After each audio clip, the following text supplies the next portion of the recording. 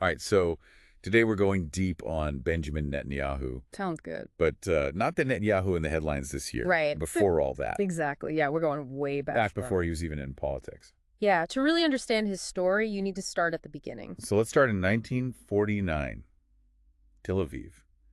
Netanyahu is born into a family that's, really active in the Zionist movement. Deeply involved, But yes. then they end up moving to the U.S. in the 60s, Right in the middle of the 60s counterculture. like the hippie movement and everything. Exactly. What a time to be alive. And what a contrast for a young Netanyahu. Right.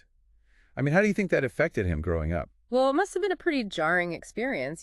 He's raised with these strong Zionist ideals, but he's surrounded by this culture that's all about questioning authority and pacifism and challenging all these traditional values. Yeah, like the opposite of what he was raised with. Right, and it probably created some friction. Yeah. I'd say this period definitely played a role in shaping his worldview, that conservative outlook and his skepticism of some parts of Western liberalism. Interesting. And it wasn't just him either, right? His brother Jonathan was also really affected by this. Oh, absolutely. They both seemed to be worried about what they saw as America's decline. Mm-hmm. Very interesting, considering how close Israel and the U.S. are today. Almost foreshadowing in a way. Yeah, you could say that this period really planted the seeds for his later political stance. So that hawkish stance on security and his, commitment to Israel's strength. Exactly. Okay, so let's fast forward a bit now. 1967. Netanyahu follows in his brother's footsteps and joins the IDF. The Israeli Defense Forces, right? Yeah. And his story basically turns into an action movie at this point. That's one way to put it. We're talking intense missions, real leadership under fire, Yeah. the Karameh battle, the Beirut airport raid, the rescue of the hijacked Sabina flight. Wow. I mean, these weren't just training exercises. Not at all. These were pivotal moments. Yeah, they really tested his courage and forged his leadership skills. Like the Karameh battle, for example. It was a major setback for the IDF. Right. But even with those heavy losses, Netanyahu was commended for his bravery, I can imagine. his ability to make decisions under pressure, Yeah. and his dedication to his fellow soldiers. It's like every challenge was shaping the leader he'd become. Exactly. And then there's the Sabina flight rescue, such a daring operation. Yeah, wasn't he even wounded by friendly fire during that? He was. It just shows you the high-stakes environment he was in. Constant danger. All the time. But these military experiences weren't just, building his resume. They were shaping his core beliefs, Absolutely. like the importance of a strong military, the threat of terrorism, the need for decisive action. All of that became ingrained in him during those years. You can almost draw a direct line from those battlefields to his policies later on. 100%. And yet, after all that action, Yeah. it's kind of surprising that he didn't just stay in the military. I know, right? I mean, the guy's got an incredible academic record. Architecture and management from MIT, then a PhD in political science from Harvard. He could have done anything he wanted. It really speaks to his intellect and ambition. He was clearly capable of excelling in any field, but there was always this pull towards public service. Like a desire to shape Israel's destiny. Right, you could say the seeds of his political ambitions were already planted. And speaking of those seeds, his relationship with Mitt Romney during his time at the Boston Consulting Group seems like that was pretty influential. Yeah, definitely a formative time for him. Romney, with his strong pro-Israel stance, he really encouraged Netanyahu to consider a career in politics. Especially after the death of his brother Yonatan in the Entebbe raid. Yeah, that was a huge turning point. Okay, so let's talk about that. The Entebbe raid. This daring rescue mission, a national triumph for Israel, but a personal tragedy for Netanyahu. Right. His older brother, a national hero. It must have been devastating. Absolutely devastating. And it really fueled his political aspirations. Like, he saw it as a way to honor his brother's legacy. He carried the torch. Exactly. He channeled his grief into action, using his brother's image and his own intellect to build a platform. So in 1978, he goes back to Israel. And he founds the Jonathan Institute, dedicated to studying terrorism. Right. And he starts building these connections. Rubbing shoulders with powerful figures like Moshe Ahrens from the Likud party. Was this all calculated, or was he genuinely driven to fight terrorism? I think it was probably a bit of both. The Jonathan Institute served a dual purpose. It let him establish himself as an expert on terrorism. Which was a huge issue for the Israeli public. Exactly. And it also gave him a way to network with influential people in politics. Smart. And then in comes his time as Israel's ambassador to the UN from 1984 to 1988. And even then, he was known for his strong, sometimes controversial rhetoric. Oh, yeah, he wasn't afraid to speak his mind. He'd call out what he saw as anti-Semitism on the world stage. It was a deliberate strategy to raise his profile. To establish his political brand? Exactly. He understood the power of the media and public opinion. And he wasn't afraid to use them to his advantage. Not at all. He was a master networker, making connections and using every opportunity to get people talking about the issues he cared about. He was very good at that. So it's no surprise that he quickly became deputy foreign minister and officially joined the Likud party. His rise was swift. But it wasn't without its challenges. Right, there were definitely some hurdles along the way. Like the scandal in 1993, when that leaked recording almost derailed his bid for leadership of the Likud party. Oh yeah, the recording of him admitting to an affair. Most politicians would have been finished. But not Netanyahu. It's like he turned a disaster into a political win. He did. Instead of denying it, he owned up to it, but then accused his opponent of blackmail. Talk about turning the tables. And he ended up winning the party leadership that year. Paving the way for his eventual rise to the prime minister's office. It's at this point that you really see his cunning. His ability to not just survive a crisis, but to use it to his advantage. It becomes a recurring theme throughout his career. Absolutely. And this brings us to a major turning point. His response to the Oslo Accords. A moment that really defined him. And set the stage for the leader he would become. The Oslo Accords, signed in 1993, they were supposed to bring peace between Israel and the Palestinians. A monumental shift. That's huge. But not everyone saw it that way. Especially for Netanyahu and many on the Israelis.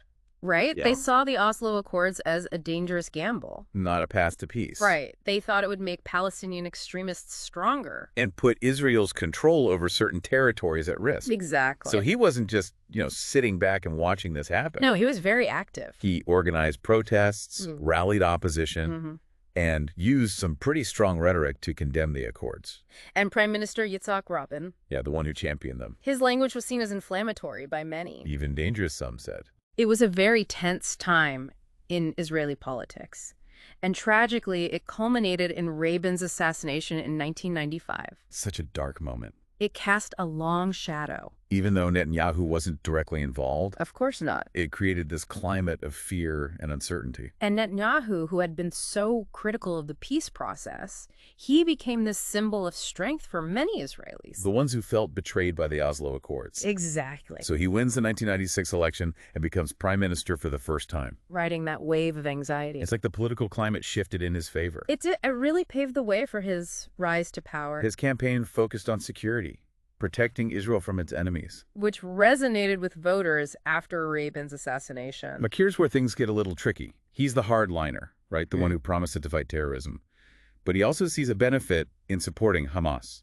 To divide Palestinian leadership. How does that even work? It might seem counterintuitive, but it's realpolitik. Okay. Netanyahu knew that a divided Palestinian front would make it harder to reach a peace agreement.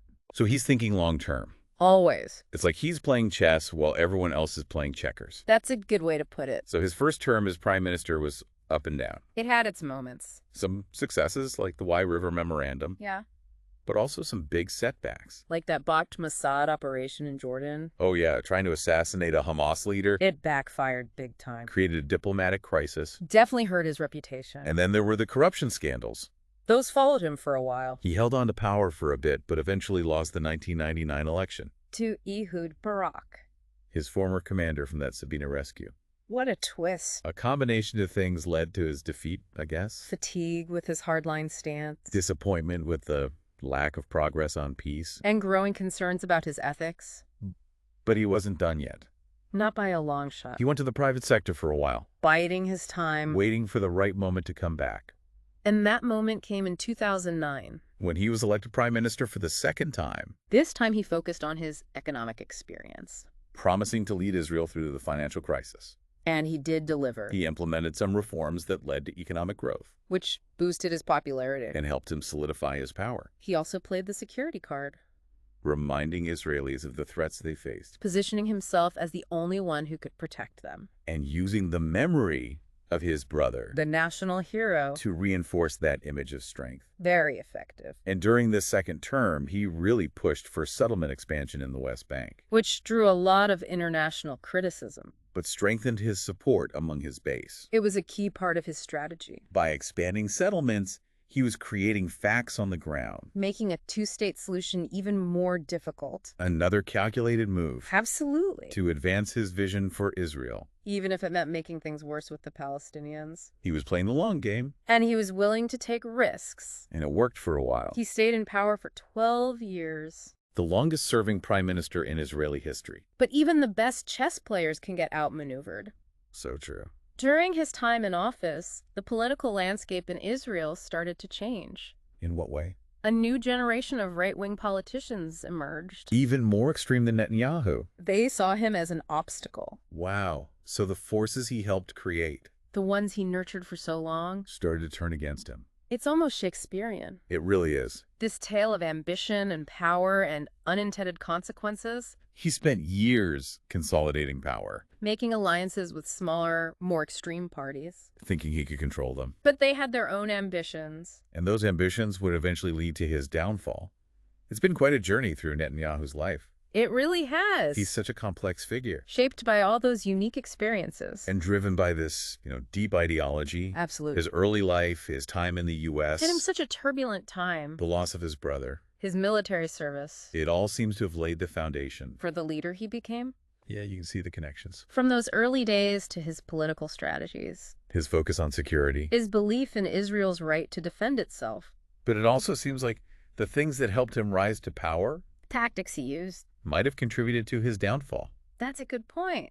Like by empowering the far right, playing the political game so well for so long. He might have created the very forces that challenged him. It's like a cautionary tale. It is. Even the most skilled politicians The ones who seem to be in control. can become victims of their own success. Exactly. So what does this all mean for Netanyahu's legacy? How will history remember him?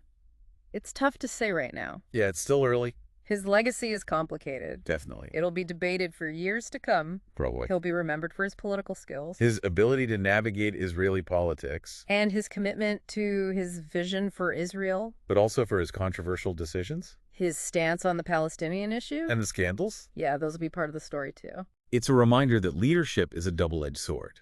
It is. It comes with power, And the ability to shape events. but also scrutiny and criticism. And the weight of responsibility. Ultimately, history will judge. And as we watch things unfold in Israel, And the region. it's important to remember this historical context. I agree. Netanyahu's story isn't just about him. Right. It reflects the bigger picture. The divisions in Israeli society. The complexities of the Israeli-Palestinian conflict The challenges Israel faces. in a changing world. So as we wrap up this deep dive, what's the one thing you want our listeners to take away? I think the key takeaway is this.